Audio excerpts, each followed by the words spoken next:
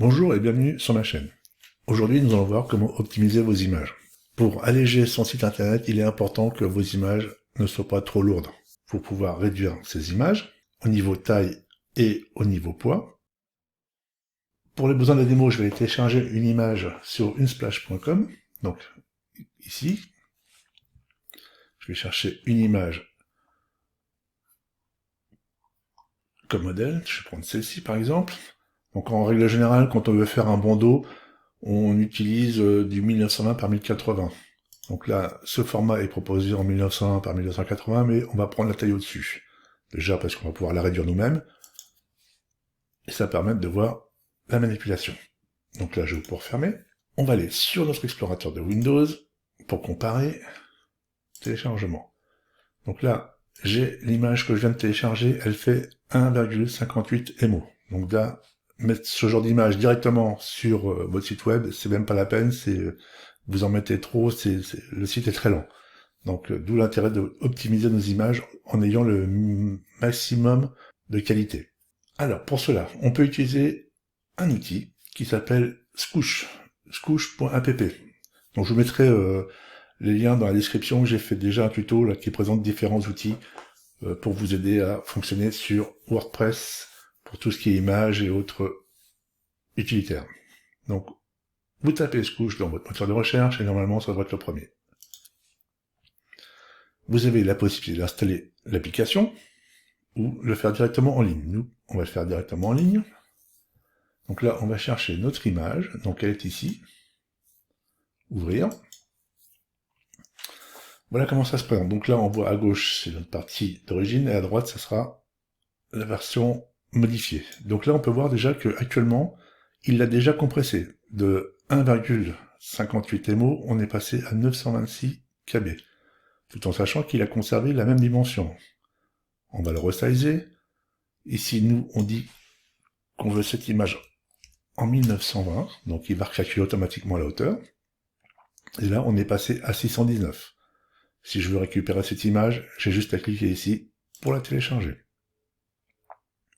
Maintenant, si vos images vont servir pour de la galerie photo ou de la photo à afficher sur votre site, je vous conseille de les faire en 1024 ou au pire en 800-600. Donc là, c'est lui qui recalcule automatiquement la hauteur. Pour de la galerie photo et de la photo ultra classique, 2024, ça suffit largement. Pas la peine d'avoir des images qui prennent beaucoup de place. Ça ne fera que ralentir votre site internet.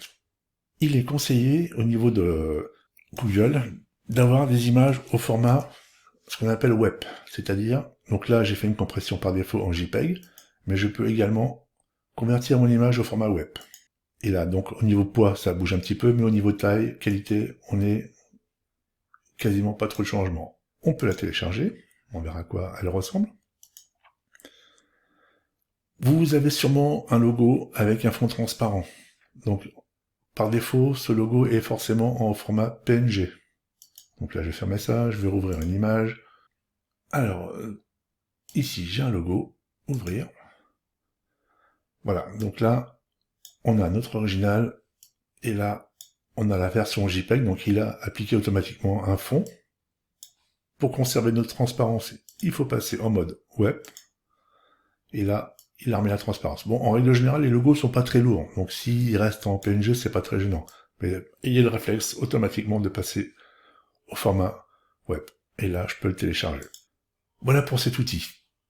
Après, nous avons un autre outil qui s'appelle TinyPNG. Donc, si vous tapez dans votre moteur de recherche TinyPNG, normalement, vous allez tomber, ça va être le premier. TinyPNG, lui, fonctionne, on peut faire de la conversion de masse. Alors, donc ça, c'est intéressant à partir du moment où vous avez toutes vos images au même format. Par contre, il va les convertir automatiquement au format JPEG. Donc on clique ici, et on va chercher nos images. Je vais prendre celle-ci par défaut, hein, c'est pas très important. Je vais faire ouvrir. Et donc là, automatiquement, il va recalculer la taille des images. Tout en sachant qu'ici, j'ai une image qui doit faire 2400, une autre à 1920, et puis encore une autre à un autre format. Et donc là, il m'a converti mes images avec le taux de pourcentage qu'il a fait. Donc si je prends par exemple celle-ci, je retourne ici, donc ça doit être là, 1. Voilà, c'est bien ceci. On est passé de 675 KO à 333 KO. Et là, au niveau de qualité, ça vraiment pas de perte. Voilà pour cette partie. Donc là, je vous conseille fortement de bien gérer vos images. C'est hyper important pour votre site internet. Sinon, vous allez vous retrouver avec des sites qui sont très lents. Et c'est ce qui se passe souvent. C'est ce qu'on voit souvent sur internet. Des sites qui sont lents à charger parce que ça bloque à cause des images. Ou alors, parce qu'on installe trop de plugins aussi. Ça, c'est le poison. Donc, c'est des petites choses à maîtriser. Mais ça, on pourra voir ça dans différents tutos. Voilà pour ce petit tutoriel rapide. Si vous n'êtes pas encore abonné, merci de le faire. Merci de mettre un pouce bleu pour aider la chaîne à avancer. Et je vous dis à très bientôt. Merci, au revoir.